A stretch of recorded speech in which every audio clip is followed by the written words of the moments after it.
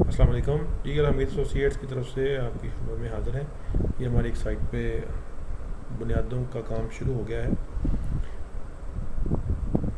तो बुनियादों में सबसे पहले बज्जर डाला जाता है। आमतौर पे जो ठेकेदार हैं, जो लेबर ठेकेदार अपने पैसे बचाने के लिए, और जो बिल्डर हजरात हैं जिन्होंने घर बना के सेल करने होते हैं, वो सूखा बजर पहले मज़दूर लगा के वो डाल लेते हैं। उसके बाद फिर मसाला जो है वो मिक्स करके उसको खुश्क ही पाउडर की तरह ही पूरे वो एरिया में फैला के फिर ऊपर से पाइप के ज़रिए पानी लगा देते हैं और थोड़ी बहुत उसकी कम्पेक्शन कर देते हैं। लेकिन वो तरीका ठीक नहीं होता।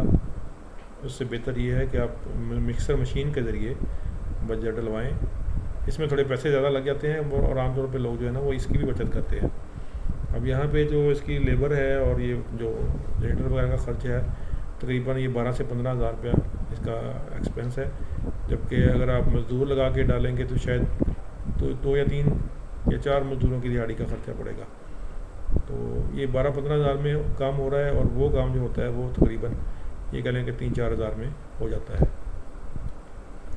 तो इस तरह की बचतों में नहीं पड़ना चाहिए, क्योंकि जो ग्रे स्ट्रक्चर है उस पर, उसकी क्वालिटी पे और उसकी स्ट्रेंथ पे कोई कंप्रोमाइज़ नहीं करना चाहिए।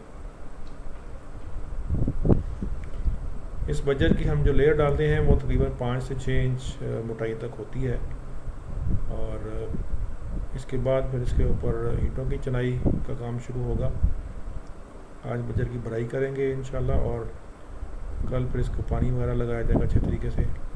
क्योंकि सीमेंट की कोई भी काम है, सीमेंट का चिनाई का है या स्लैब का है या कोई भी इस तरह की भराई का काम है, उसको पानी लगाना जो है वो बहुत ज़रूरी है। अगले दिन उसकी जो स्ट्रेंथ जो है ना इससे ज़्यादा बेहतर हो जाती है।